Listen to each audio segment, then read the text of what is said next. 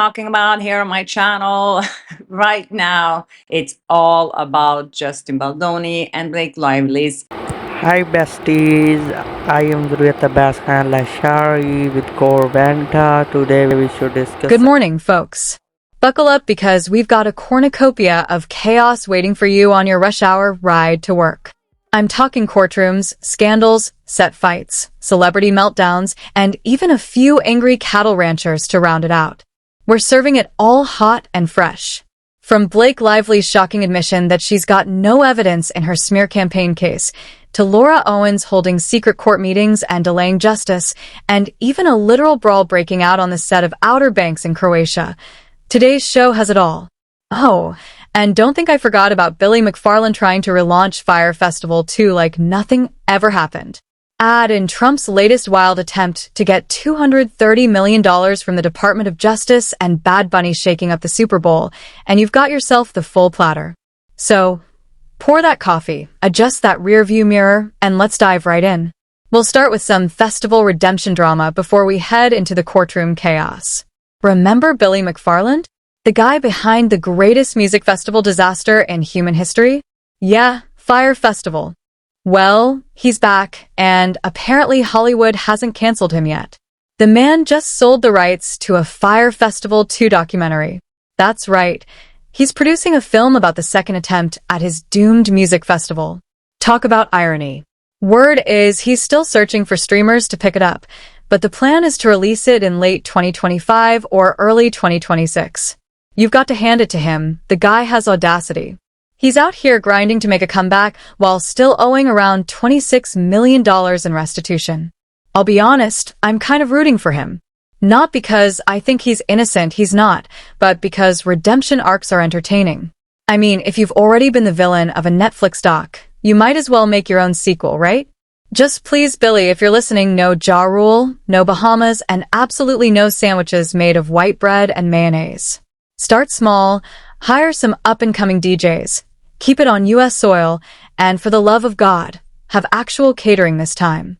Maybe Fyre Festival 2 can actually put out the fire instead of burning everyone again, comma. Now let's switch gears from failed music moguls to courtroom chaos, because Laura Owens is turning the California legal system into her personal Netflix show. Yesterday was supposed to be day 2 of her restraining order trial against Mike Maricini. Day 1, she didn't show up. Day 2, she didn't show up again. But somehow, she still managed to meet privately with the judge on Zoom and got herself another delay until November 5th. Yeah, you heard that right. She skipped court, claimed illness, met privately with the judge without the other party's attorney present, and still got an extension. If that sounds shady, it's because it is. According to court rules, any request for disability accommodations has to be filed at least 5 days before the hearing. But Laura filed hers the same day, and somehow the judge waved it through. You've got to wonder how long the court will let this charade continue. Mike's side has already presented evidence that Laura forged documents, faked pregnancies, and even pretended to be doctors. Forensic experts confirmed she fabricated medical files and domestic violence claims. She's been accused of weaponizing the court system to torment the very people she falsely accused. Her pattern is always the same: get into relationships, claim abuse or pregnancy, then pile on fake documents to destroy reputations. And yet, every time she's cornered, she claims illness or mental incapacity to delay proceedings. Look, I'm all for protecting people with legitimate disabilities, but this is a textbook case of exploiting the system. She's not too disabled to manipulate everyone around her. She's leaving a trail of destruction through false restraining orders and manufactured evidence. Her victims, including Mike Maricini and his family, are exhausted, traumatized, and desperate for closure. And now she's bought herself more time, banking on the idea that the public and the press will eventually lose interest. But that's not happening because people are fired up. Social media commentators like Megan Fox were live tweeting from the courthouse, calling out the irregularities and urging the public not to give up. Even I had to admit, it's starting to look like a one-woman circus. So, mark your calendars for November 5th, because that's when this saga resumes. You can bet the cameras will be there, and if I have to clear my schedule, I will.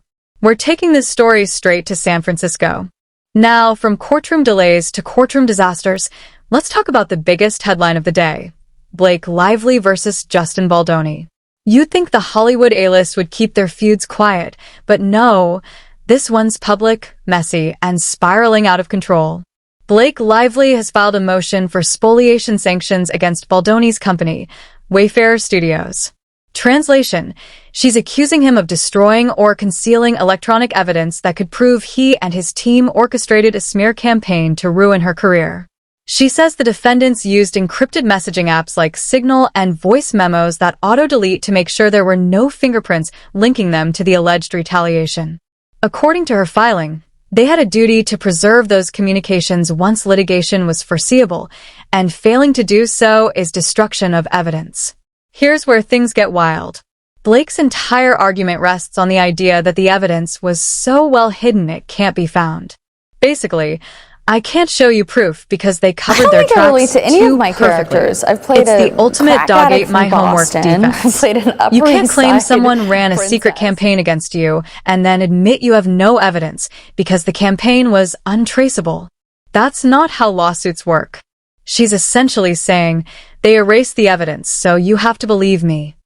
And that's a hard sell in court, especially when you're accusing someone of professional sabotage. It's also ironic. Blake's accusing Baldoni's team of using clandestine tactics, while she herself hired a crisis management consultant with CIA connections to shape her narrative in the media. The pot calling the kettle covert. One observer online nailed it perfectly. Raise your hand if you expected Discovery to end with her filing a motion saying she has no evidence of anything. The comment section is brutal. People are pointing out that the New York Times claimed to have reviewed thousands of pages of evidence in its coverage of the case, yet none of that material has shown up in court. How did a newspaper find evidence the plaintiff herself doesn't have? It's a valid question, and one that might haunt Blake's legal strategy. At this point, public opinion has hardened. Roughly 90% of the online commentary leans pro-Baldoni. Only a small pocket of Blake's supporters remain, clinging to the idea that she's been wronged behind the scenes. But as the filings pile up, the lack of proof is starting to overshadow the accusations. Her motion for sanctions might end up backfiring. If the judge views it as a fishing expedition or a delay tactic, it could hurt her credibility. Still, I'll give her this. She's fighting hard. And it's possible she's got something big tucked away in a sealed deposition we haven't seen yet. Until then, though, this case looks like a PR disaster dressed up as a legal argument. And I have to say it again. It's rich that she's accusing others of clandestine tactics, while her own team was literally coordinating media talking points through intelligence consultants. If this were a spy movie, it would be called Mission: Implausible. So that's the legal lowdown. Blake Lively filed for sanctions, but essentially admitted she has no hard evidence of a smear campaign. Her filing paints a picture of invisible conspiracies, missing messages, and secret TikToks. But in the courtroom, evidence, not speculation, wins cases.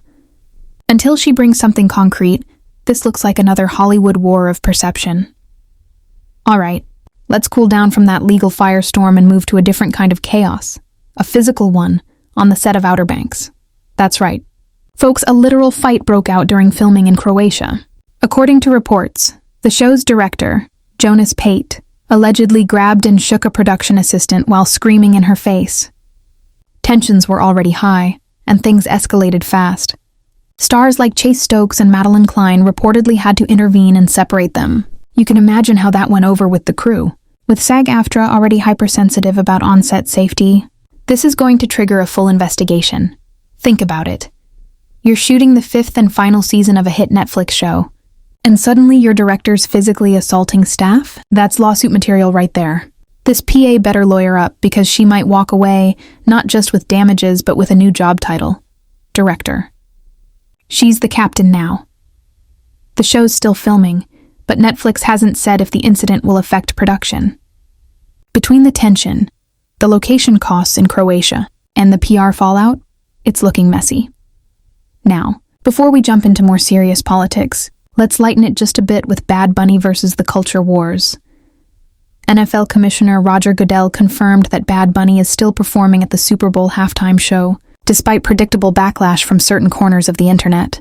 Some people are furious that a Puerto Rican global superstar is headlining the most watched show on Earth. Meanwhile, the rest of us are like, who doesn't love Bad Bunny? The man's the most streamed artist in the world. The NFL isn't stupid.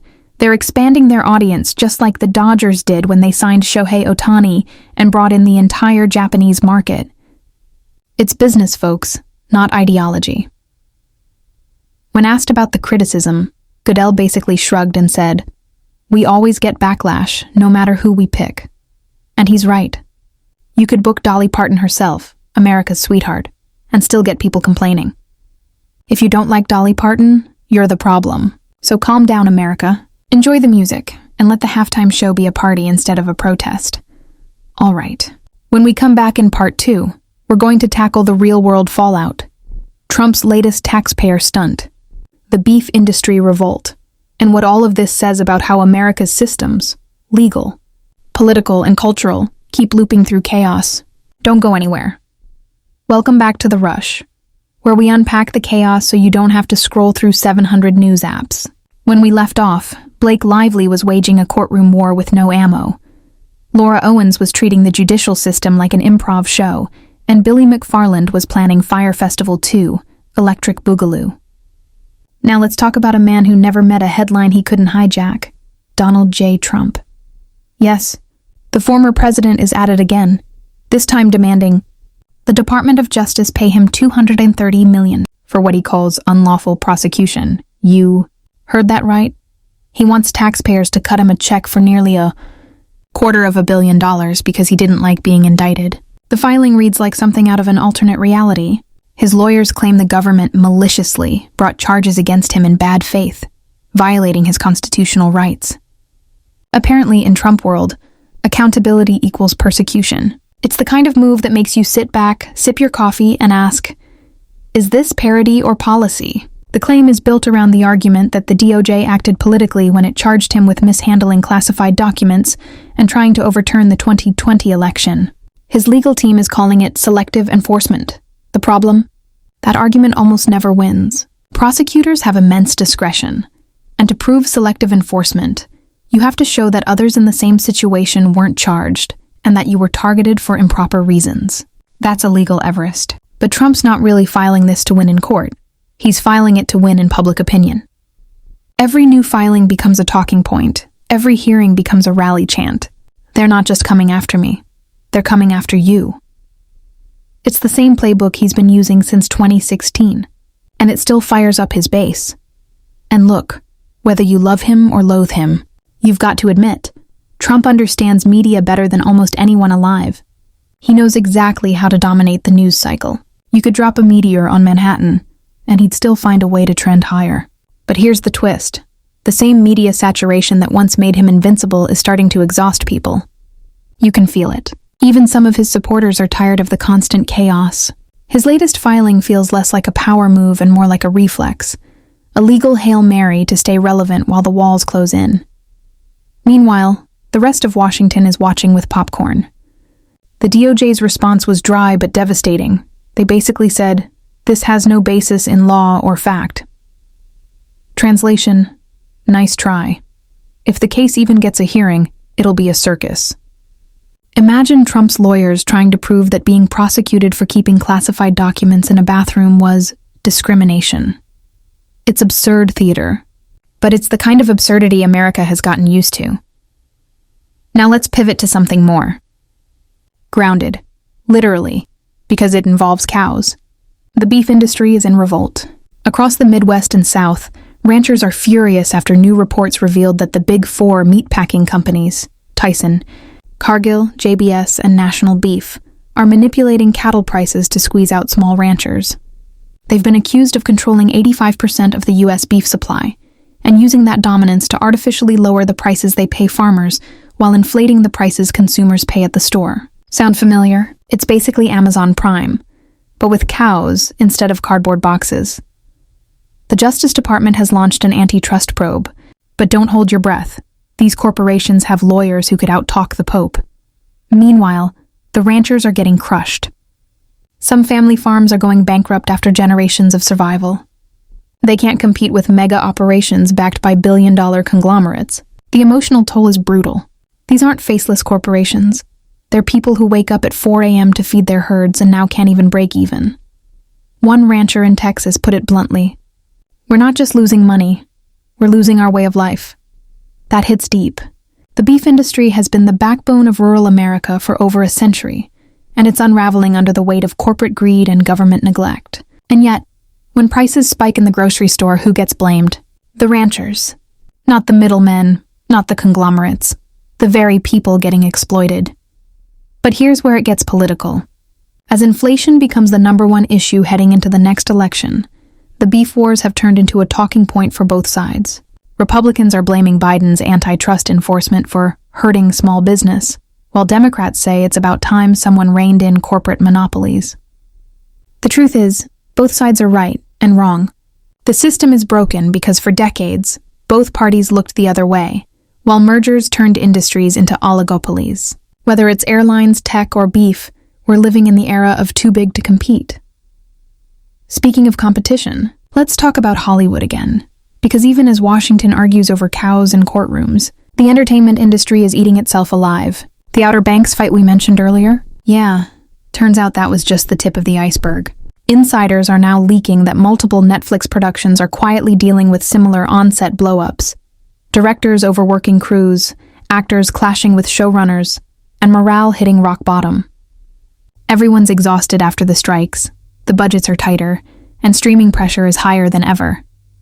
Hollywood's glamour machine is cracking, and you can see it in every scandal, from Blake Lively's lawsuit to that Outer Banks altercation. Even A-listers are feeling it. There's this growing tension between the old guard of movie stars and the new wave of influencers who are taking over public attention. You've got actors who trained for years being overshadowed by 19-year-olds with ring lights. It's creating resentment, creative burnout, and a culture of comparison that's eating the industry from within. And when you add legal chaos, like the Lively versus Baldoni drama, it paints a picture of an industry that's lost control of its own narrative. Now, speaking of losing control, let's circle back to the Blake Lively saga, because more details have started surfacing since that sanctions filing dropped. Insiders claim her team privately admitted to reporters that they were struggling to find new angles to keep the story alive. That's not just a PR problem, it's a credibility crisis. When your own narrative runs out of gas, the media starts filling in the blanks for you. And trust me, that never ends well. Some legal commentators, like Brian Friedman, an actual entertainment attorney, have hinted that Blake's team might have overplayed their hand. He pointed out that filing a motion for sanctions without hard proof of destruction is risky. Judges don't like being asked to punish people for evidence that might have existed. It undermines the seriousness of the claim. And if the court rules against her on this, it could set her entire case back months, maybe even trigger a countermotion for bad faith litigation. Meanwhile, Justin Baldoni's camp is reportedly staying quiet on purpose, letting Blake self-destruct publicly. That's smart. In any scandal, silence can be louder than a statement. When your opponent keeps talking, they eventually contradict themselves, and that's exactly what's happening. Her recent filing openly admits there's no concrete proof of a smear campaign. That's like showing up to a gunfight with a handwritten note that says, "Trust me, I had a gun yesterday." The legal drama is now bleeding into the PR world. Media outlets that once supported Blake are backing away, afraid of getting caught amplifying unverified claims. One major entertainment site quietly pulled its exclusive article about her evidence after realizing there wasn't any. This is how Hollywood eats its own. The second you lose credibility, the same outlets that built you up start taking you down. And while all that's burning in California, Laura Owens is still playing hide-and-seek with the legal system up north. Her November 5th continuation hearing is expected to be a showdown, if she even shows up this time. Court insiders are already whispering that the judge might finally lose patience and order a contempt hearing. And if that happens, Laura could face actual consequences for the first time in years. The public's getting tired of her games, and the court's reputation is on the line. This isn't just one woman's scandal anymore. It's a question of whether the system can protect people from manipulation disguised as victimhood. All of these stories, Owens, Lively, McFarland, Trump, the ranchers, they're different threads of the same fabric, people bending systems meant for justice or fairness into tools for power. Laura weaponized the court system. Blake weaponized public sympathy. Trump weaponizes outrage. The beef industry weaponizes the market. It's all the same script, different genres. Everyone's playing defense in a world where perception beats truth and spin beats evidence. And honestly, that's what's so exhausting about modern America. It's not that we lack information. It's that we have too much of it, all weaponized, all emotional. Every court case becomes a culture war. Every celebrity feud becomes a referendum on morality. We're all drowning in content, trying to figure out who's lying, who's exaggerating, and who's just delusional. But here's the silver lining. Every now and then, truth does break through the noise. It just takes longer than it used to. The public's becoming more skeptical, more aware, less gullible. People aren't just taking celebrity narratives at face value anymore. They're asking questions. They're reading filings, not fan accounts. They're fact-checking gossip in real time. And that's progress. Messy, chaotic, exhausting progress, but progress nonetheless. So, what do we take away from today's chaos buffet? Maybe it's that power, whether it's in Hollywood, politics, or business, always tests the boundaries of accountability. People push as far as the system lets them. And the moment someone gets away with it, 100 others follow. But there's always a breaking point. Whether it's a judge finally saying enough, a court of public opinion turning, or a fed-up rancher taking their story viral, truth has a way of clawing back into the light. And that's what we'll be watching next week. The Laura Owens hearing. The next court filing in the Lively case. Billy McFarland's ridiculous attempt to sell Fyre Festival 2 tickets. And yes, maybe even Trump's magical $230 million Please Feel Sorry for Me tour. Each story different, but all somehow connected by one thing, people trying to bend the rules until the rules bend back. Until then, stay smart, stay skeptical, and don't believe every exclusive that pops up on your feed. Because as today's stories prove, sometimes the most confident voices have the least evidence. And if Blake Lively taught us anything this week, it's that confidence without proof doesn't win in court. It just trends for a few days and disappears. His has been The Rush. I'm your host reminding you, truth might be slow, but it's undefeated. See you next time, same chaos, different day. Thanks for watching. Subscribe my channel Coravanta for more updates. With Sardar Zuriat Abbas Khan Lashari.